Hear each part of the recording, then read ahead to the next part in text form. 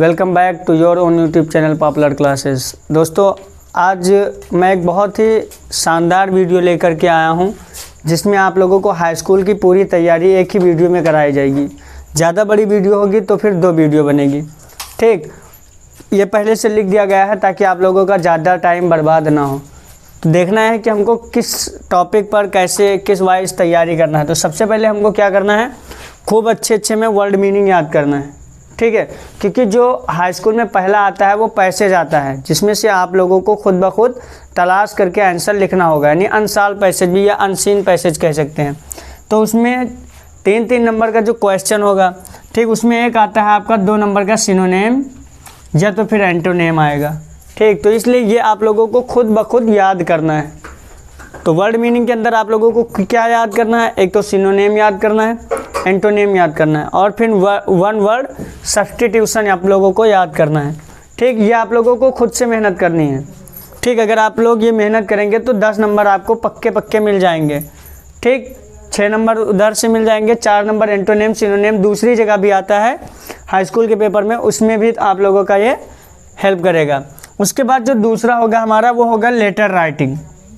हमने टॉपिक लिख दिया है कि किस टॉपिक पर कितना पढ़ना है। टोटल 60 टॉपिक पर आप लोगों को पढ़ाई करनी है।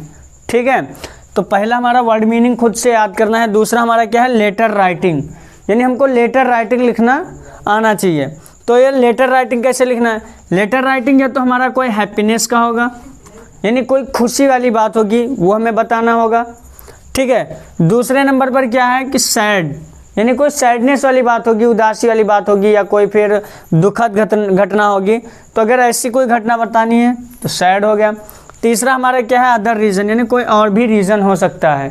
ठीक, तो हमें लेटर राइटिंग इन 3 पे एक अगर हम याद कर लेंगे तो इसी के आधार पर, इसी के बेस पर हम और बना सकते हैं। ठीक, दूसरे कोई भी एक टॉपिक याद कर लो, यानी 3 टॉपिक आपको याद करना है। एक याद करना है हैप्पीनेस का, ठीक है, दूसरा याद करना है सैडनेस का, तीसरा याद करना है अदर रीज़न, यानी 3 एप्लीकेशन आप लोगों को लिखना आना चाहिए। अगर 3 लिखना आ गया, कोई भी एक आप प्रैक्टिस कर ले, कोई भी एक, उसी के बेस पर आप पूरा कोई पेपर के अंदर कोई भी आएगा तो इसी 3 में से एक होगा। ठीक है, वहाँ पे कोई चीज़ होगी जो चेंज करना होगा, बस बाकी सेम आपको जो याद करेंगे उसी से बन जाएगा पूरा। ठीक है, ये सब शॉर्ट ट्रिक हैं। उसके बाद क्या है, एस्से में आप लोगों को क्या करना है, 3 ही एस्से याद करना है केवल। कोई भी एक हिस्टोरिकल प्लेस याद कर लो, ठीक है, और एक पोस्ट याद कर लो। पोस्ट का मतलब कोई किस पोस्ट पर है, डॉक्टर या टीचर या फिर कोई भी एक पोस्ट है, इंजीनियर या कुली, पुलिसमैन। ठीक, तो यानी कि कोई एक पोस्ट याद करना है, बाकी उसी के आधार पर आप जो भी चेंज करने वाला है। जैसे आपने मान लो पुलिस का याद कर लिया, तो अब जब और पेपर के अंदर डॉक्टर का आ गया तो आप ये नहीं कि हाँ मैंने याद तो पुलिस का किया था, डॉक्टर सेम लिखा जाएगा, बस केवल इसका ड्रेस कैसा है ये अलग करना पड़ेगा, जो रीज़न है वो अलग करना पड़ेगा, लेकिन आप लोगों को एक रास्ता मिल जाएगा कि हमको लिखना कैसे है। ठीक है, तीसरा एक रिलेशन, यानी कोई भी रिलेटिव के बारे में याद कर सकते हो, जैसे my father, my mother, my brother, my friend. एक आप याद कर ले, चाहे फादर का याद कर ले, चाहे मदर का याद कर ले, चाहे फिर फ्रेंड का याद कर ले, उसी के आधार पर कोई भी रिलेशन का अगर आ सकता है, रिलेटिव का, तो आप लिख सकते हैं आसानी से। चौथा नंबर है हमारा पैसेज। क्या है, पैसेज। तो पैसेज के लिए हमको टेंस पढ़ना पड़ेगा, ठीक है, वॉइस पढ़ना पड़ेगा और नरेशन पढ़ना पड़ेगा। ठीक, तो पहला क्या है, टेंस, वॉइस, नरेशन। अभी मैं पूरा कराऊंगा, टेंस भी पढ़ाऊंगा शॉर्ट ट्रिक में, वॉइस भी पढ़ाऊंगा, नरेशन भी पढ़ाऊंगा। हिस्टोरिकल प्लेस पर भी ऐसे होगा, पोस्ट पर भी कोई होगा और रिलेशन पर भी होगा। लेटर राइटिंग भी लिखूंगा, हैप्पीनेस, सैड, अदर रीज़न, सबका एक मैं बताऊंगा, लेकिन अभी आप लोगों को केवल बता रहे हैं कि जो प्रैक्टिस करनी है वो किस टॉपिक पर करना है। तो पहला क्या है, वर्ड मीनिंग खुद से याद करना है। लेटर राइटिंग पढ़ना है आप लोगों को, 3 टॉपिक पर पढ़ना है। ऐसे भी 3 तरह से याद करना है। याद क्या, आप लोगों को समझना है केवल। पैसेज भी आप लोगों को, पैसेज बनाने के लिए हमें टेंस, वॉइस और नरेशन पढ़ना पड़ेगा। उसके बाद जो हमारा 5वां नंबर आता है बेसिक ग्रामर। बेसिक ग्रामर के अंदर आप लोगों को केवल पार्ट्स ऑफ स्पीच मजबूत रखना है। ठीक है, 10 नंबर का ये रहेगा, एक नंबर से ये आएगा, नरेशन, टेंस, वॉइस, ये सब 10 नंबर में आते हैं, यानी एक नंबर का। ठीक है, तो पार्ट्स ऑफ स्पीच आप लोगों को मजबूत रखना है, पढ़ना है, अभी पढ़ा भी देंगे। छठा हमारा क्या है, क्वेश्चन एंड आंसर, यानी अब आता है रीडिंग सेक्शन।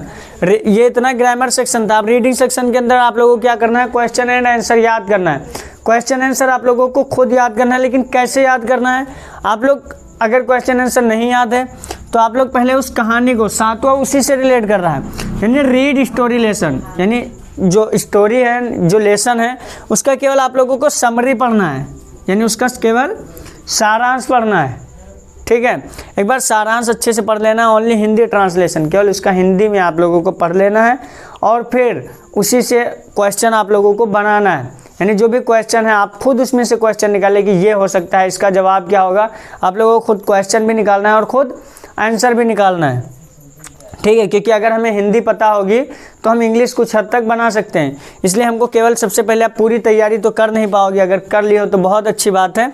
तो आप लोगों को क्या करना है कि स्टोरी लेसन हमको पढ़ना है, उसका समरी पढ़ना है और फिर उसी के आधार पर, बेस पर हमको पूरा बनाना है। तो सबसे पहले हम क्या करेंगे, वर्ड मीनिंग जो है हमारा, ये आप लोगों को याद करना है। हम इसमें कुछ बता नहीं सकते कि कौन सा वर्ड मीनिंग आ सकता है, कोई भी आ सकता है।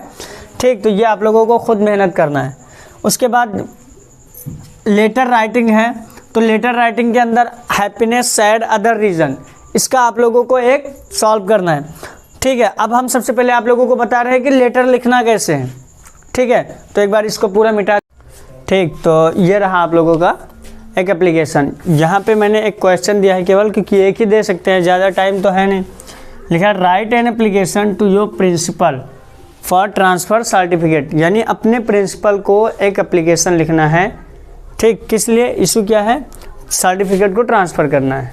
ठीक है, तो अब सबसे पहले आप लोगों को यहाँ पे लिखना है टू, ये बिना पूछे लिखना है। देखो क्वेश्चन ही में पूरा लिखा है, देखो टू लिखा है, आपको टू लिखना है। उसके बाद जिसको पत्र लिखना है ना, जिसके लिए लेटर लिखना है, तुरंत उसको लिखना है। यहाँ पे द प्रिंसिपल, क्योंकि किसको लिखना है, अपने प्रिंसिपल को लिखना है। यहाँ पर ऐसा भी आ सकता है write an application to your boss. ठीक, तो यहाँ पर टू के बाद क्या लिखा जाएगा, माई बॉस। ठीक, यहाँ पर जो भी आएगा आपको उसी का लिखना है। यहाँ पर ब्रदर आ गया तो ब्रदर, सिस्टर आ गया तो सिस्टर। ठीक है, उसके बाद स्कूल की बात हो रही है तो हमको क्या लिखना है, स्कूल का नाम लिखना है। जैसे किसी का स्कूल का नाम ARJVM है, आदर्श राम जानकी विद्या मंदिर, तो आप वो लिखेंगे। किसी का स्कूल का नाम, यानी जो भी स्कूल का नाम है आपको स्कूल का नाम लिखना है। उसके नीचे आप लोगों को लिखना है लोकेशन, यानी एड्रेस लिखना है कि किस जगह पर ये स्कूल है।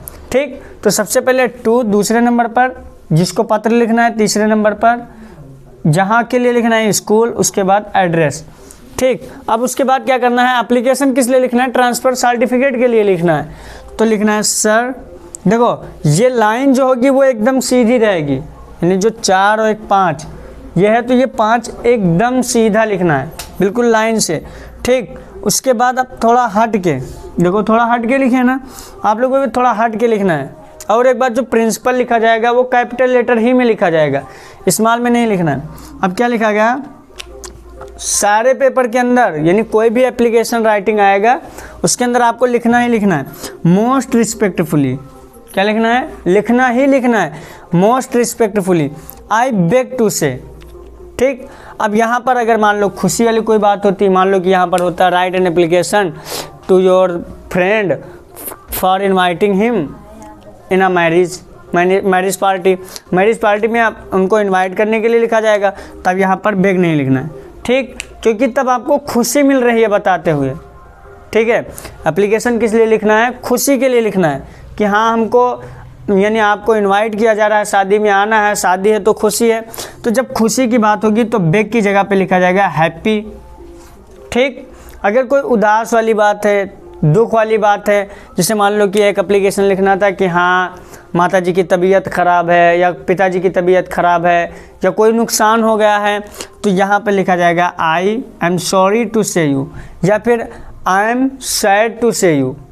समझे, यानी यहाँ पर क्या करना है, जैसा मतलब क्वेश्चन रहेगा वही उसी के आधार पर आपको लिखना है। तो यहाँ पर है कि एक रिक्वेस्ट किया जा रहा है कि हाँ मेरा सर्टिफिकेट जो है वो दे दिया जाए, तो क्या है, most respectfully I beg to say. ठीक, अगर खुशी वाली बात होती तो हैप्पी लिखते। ठीक, तो आई, यानी यहाँ पर इतना आप लोगों को लिखना ही लिखना है, ये याद करना है। तो most respectfully I beg to say, खुशी की बात है तो I am happy to say. ठीक, उसके बाद क्या, that my father has been transferred to Kanpur. अब कानपुर की जगह आप कोई भी एड्रेस लिख सकते हैं कि मेरे पिताजी का जो ट्रांसफ़र है वो दूसरी जगह पर हो गया, यानी कानपुर में हो गया है।